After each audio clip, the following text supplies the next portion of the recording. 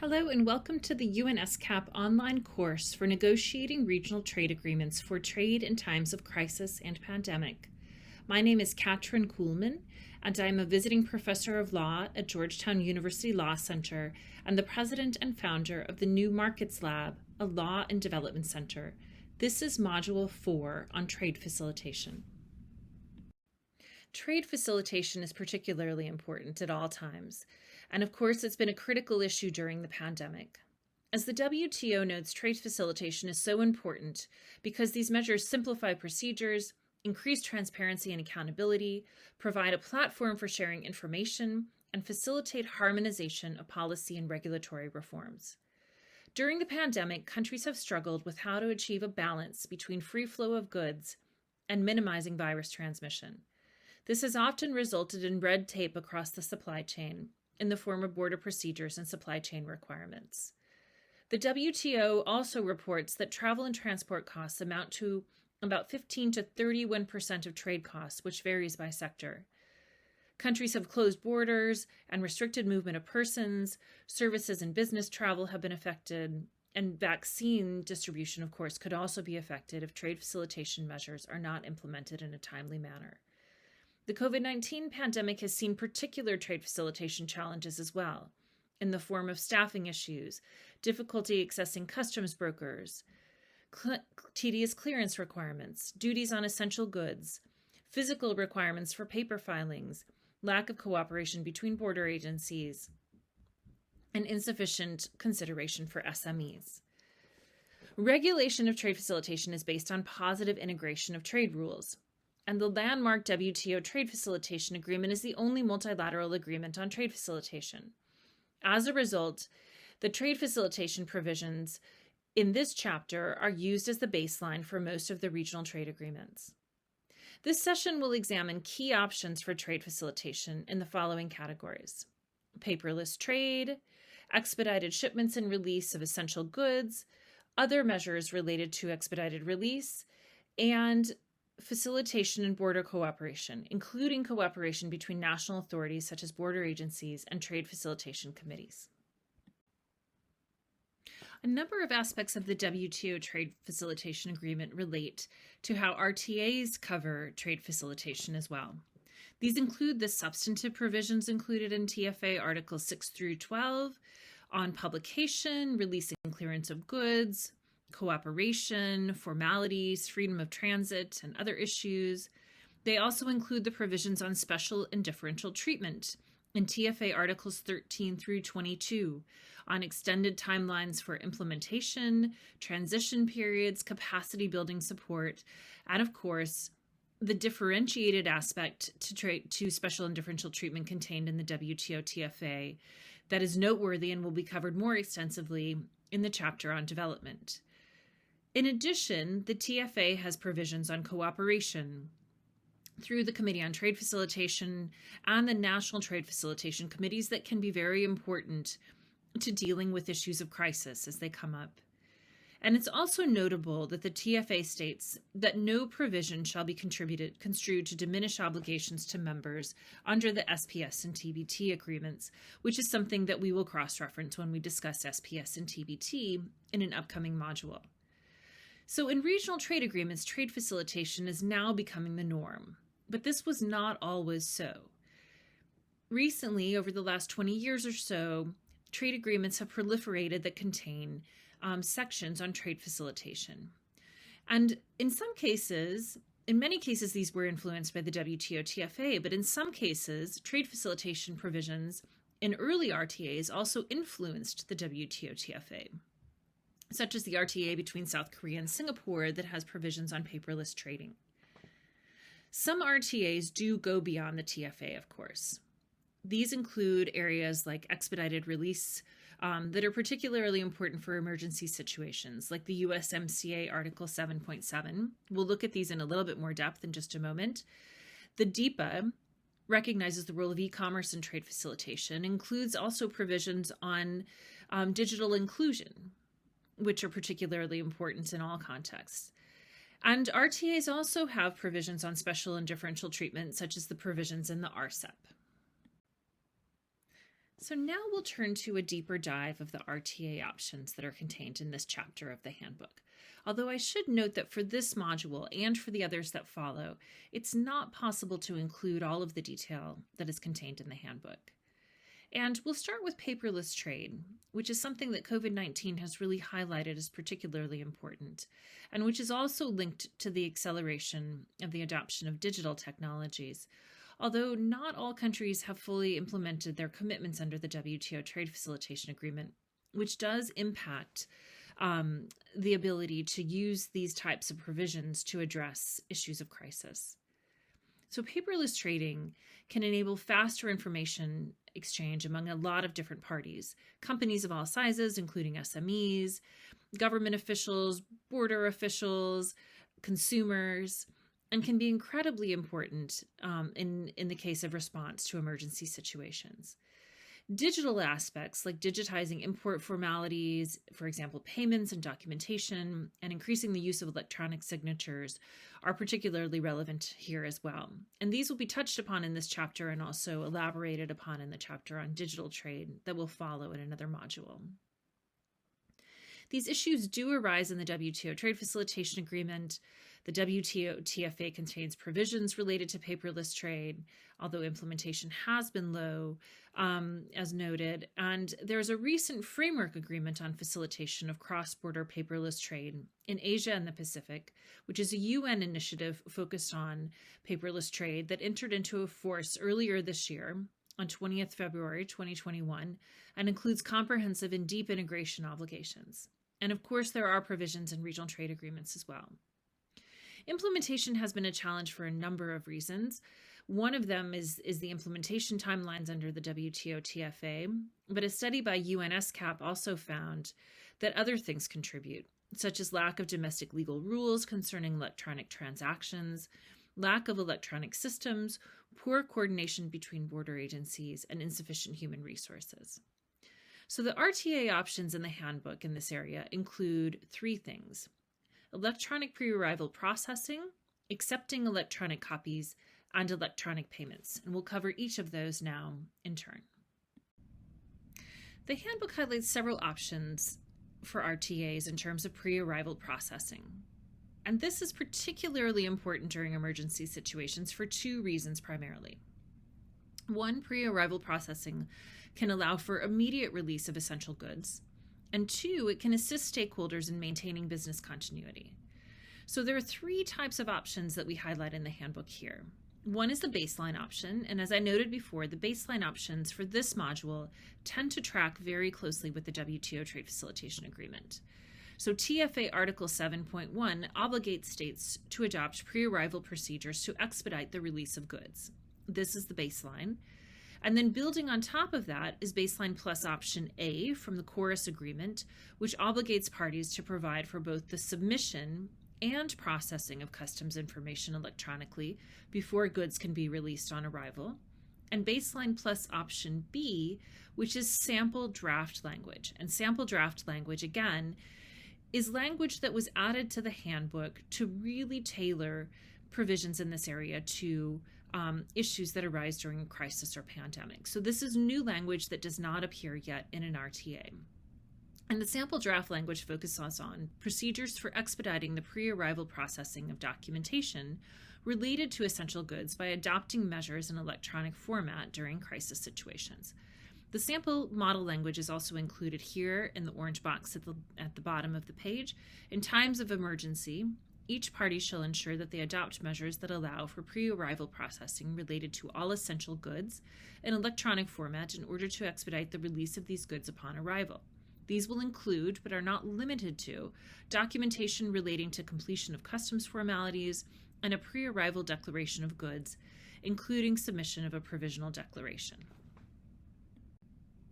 Accepting electronic copies is also particularly important, and here this can reduce the time and cost related to import and export formalities.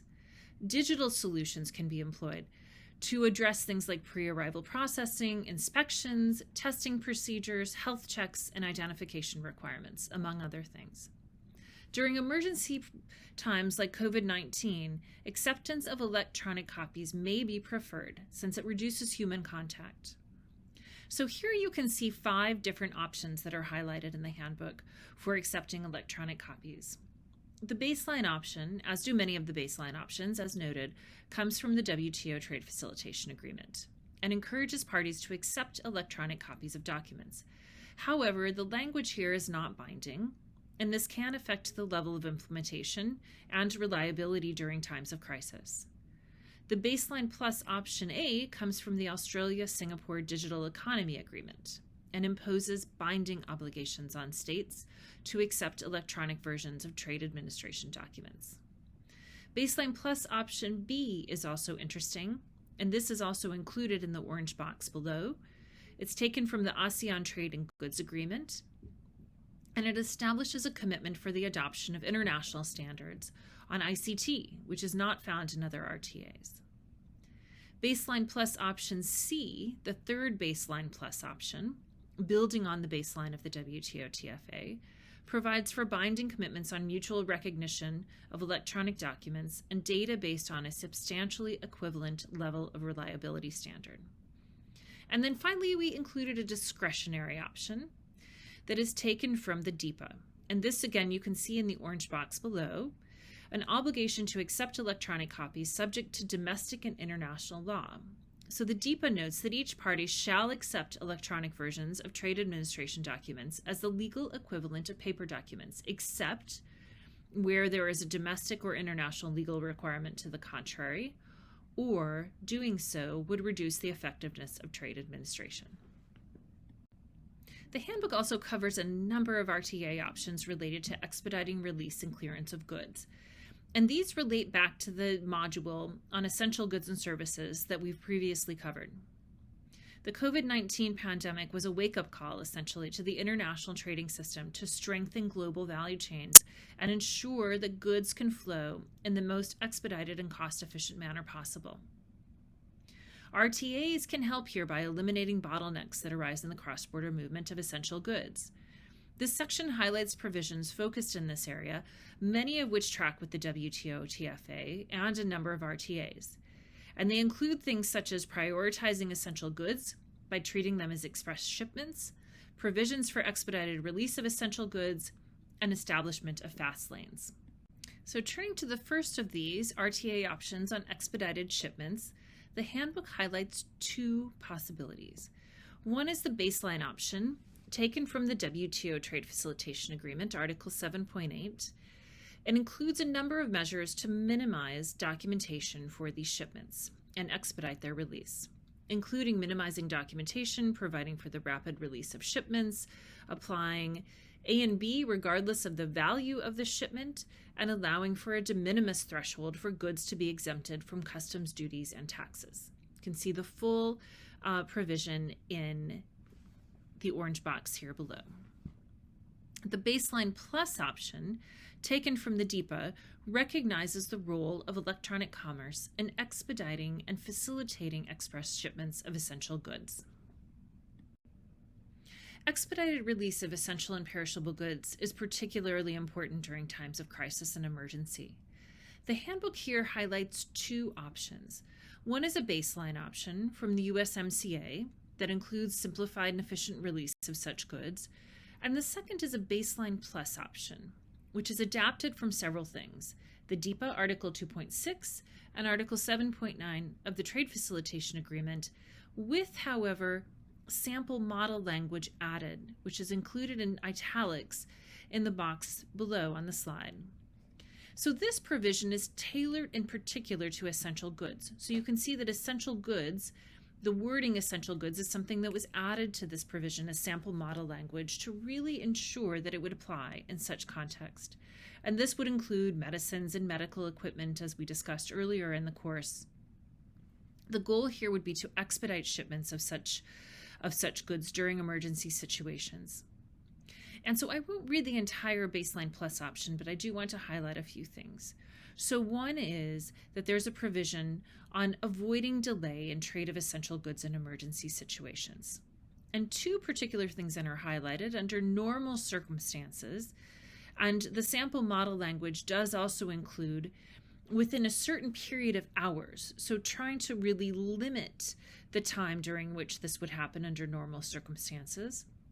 And then in exceptional circumstances. And language here was added to reference also in time of emergency that there could be treatment of these goods outside the business hours of customs and other relevant authorities. So again, perishable goods, which were included in some of the previous language, were then built upon to add references to essential goods. And the final provision here is also noteworthy, that upon written request, that where practicable, the party that is responsible for the delay shall issue a communication explaining the reasons for the delay. RTA provisions can also establish fast-track lanes that can help expedite cross-border trade in essential goods during times of crisis. There is a baseline here taken from the WTO TFA, Article 11.5, that obligates states to establish infrastructure such as lanes, berths for traffic and transit. We also added a baseline plus option to the handbook that includes sample draft language and provides for the establishment of fast-track lanes between states and cooperation during times of emergency. So that language is included in the box below, as is the baseline option, and I'll focus on the sample model provision, which says that in times of emergency, parties shall coordinate to set up a 24/7 fast-track customs clearance system to facilitate trade of essential goods between the parties. RTA provisions on expedited release and clearance of essential goods can also relate to simplification of customs procedures and flexible application of customs rules during emergency situations, as well as to risk management. Two options are highlighted on this slide. One is a baseline taken from Article 7.4 of the WTO Trade Facilitation Agreement that distinguishes between high-risk and low-risk consignments and obligates parties to expedite the release of those consignments that are low-risk. The baseline plus option is taken from the Chorus Agreement, Article 7.4, and encourages the adoption of electronic or automated risk management systems. RTA options also relate to designation of authorized economic operators, which can assist in expediting cross-border movement of essential goods and mitigating the risks associated with trading with those who don't meet certain standards. Three options are highlighted here. Again, a baseline comes from the WTO Trade Facilitation Agreement that asks for guidance to states on the criteria that might be applicable in order for a party to qualify as an AEO. The baseline plus option calls for binding obligations on states to establish AEOs in accordance with the SAFE framework. And the baseline plus option B includes sample draft language to encourage states to implement AEO programs for SMEs, with the qualifier that an AEO program will not be burdensome for SMEs. Both the baseline plus option A on applying the SAFE framework and the sample model provision, which is baseline plus option B, related to AEO schemes for SMEs, are included in the orange box on the slide. In addition, allowing importers to self-file customs documentation without using a licensed customs broker can reduce the time needed to process documentation. The baseline here is taken from the USMCA, and the provision allows importers to self-file customs documentation without a customs broker through an electronic customs platform. The language from this option is included on the slide as well. Although they can be difficult to establish and implement, single window systems can be particularly important during emergency situations, as they can help expedite trade and also minimize human contact. The handbook highlights 4 potential options here for single window systems. The baseline is taken from the WTO Trade Facilitation Agreement and creates a non-binding obligation to establish a single window system. Baseline plus option A is taken from the DEPA and turns that into a binding obligation to implement a single window system. The baseline plus option B is taken from ASEAN and contains a comprehensive commitment on the implementation of a single window system, including establishing a regional single window. And then baseline option C includes sample draft language, as is shown in the orange box on the slide, for establishing a 24/7 single window help desk that can operate during times of crisis. The final aspects of trade facilitation that I want to touch on in today's module relate to border agency cooperation and trade facilitation committees. Again, the baselines tend to come from the WTO Trade Facilitation Agreement, although as the current pandemic has underscored, these aspects of cooperation and coordination are particularly important during times of crisis when states really need to rely on working with each other. So with respect to border cooperation, the baseline comes from TFA Article 8, which sets out the obligation that states will ensure cooperation between border agencies with respect to activities related to import, export, and transit. The language from TFA Article 8 can be found in the orange box on the slide and in the handbook. National trade facilitation committees have also proven to be very important stakeholders in the context of the pandemic and have been a way for countries to coordinate with each other in crisis response. So here again, the baseline comes from the WTO Trade Facilitation Agreement, Article 23.2, that provides for the establishment of national trade facilitation committees. The baseline plus option, taken from the USMCA, envisions a broader role for national trade facilitation committees, which could be incorporated into RTAs more broadly and tailored to crisis in particular circumstances. And to conclude, here are some of the sources that were noted in this module. Thank you so much, and I look forward to seeing you for the next module.